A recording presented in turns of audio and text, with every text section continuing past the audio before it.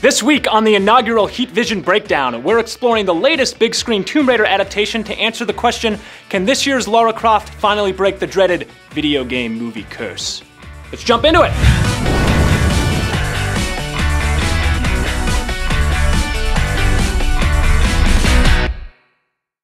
There have been a lot of video game films, but other than the Resident Evil franchise, which has earned over $1 billion at the global box office, yes, that's true, we looked it up, most video game adaptations are not commercially, critically, or most importantly, financially successful. Back in the mid-1990s, Mortal Kombat and Street Fighter were pummeled by critics, but they at least cracked $100 million each worldwide.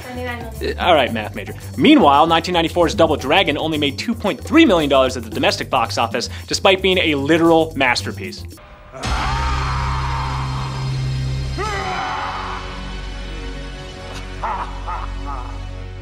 Recent titles, such as Warcraft, Assassin's Creed, and Jake Gyllenhaal of all people in The Prince of Persia, all lost money when marketing, merchandising, and digital distribution were taken into account. Things may seem bleak for live-action video game adaptations, but remember this, 2001's Lara Croft Tomb Raider is still the highest-grossing video game flick of all time. So, let's take a deeper look at Alicia Vikander's Lara Croft versus her predecessor, Angelina Jolie.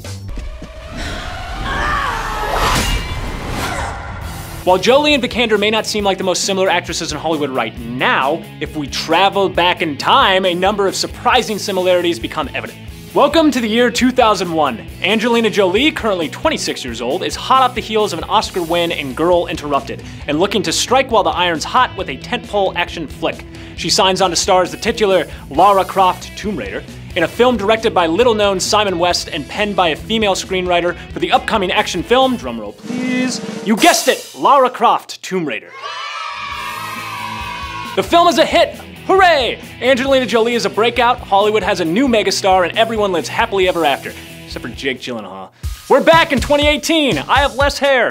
Vikander, 29 years old, is set to travel deep into the heart of the jungle as a new, revamped version of Lara Croft in a blockbuster action film from a little-known director with a female screenwriter. Sound familiar? Like Jolie, Vikander is already an Oscar winner, yet she is still to have that big, blockbuster breakout that puts her in the realm of movie star. Will she be the new Lara Croft for the current generation? Well, the new film is much more grounded in reality than Jolie's over-the-top actioners of a decade before, reflecting the tone of her respective polygonal avatar's most recent game, which, by the way, was a hit, hinting at a savvy new take on the character.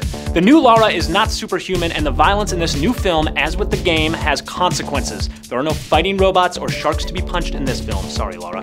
Vikander's Croft is more subdued, more realistic, less willing to crack a smarmy quip with her droid British wit than Jolie's was.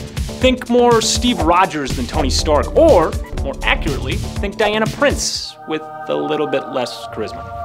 Jolie's Tomb Raider still stands as the most profitable video game film adaptation of all time, with a domestic box office cum of over $131 million.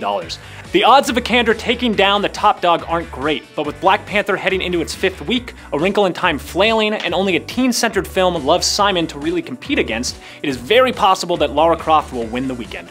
Who's your favorite Lara Croft? Do you want to defend Jake Gyllenhaal? Do so in the comments below. Thank you very much for watching the very first episode of Heat Vision Breakdown. I am Patrick Shanley, and please join us next week as we break down more of pop culture, and we may or may not be talking about Pacific Rim Uprising or possibly Ready Player One. Who knows? I don't. I like them. Oh my god.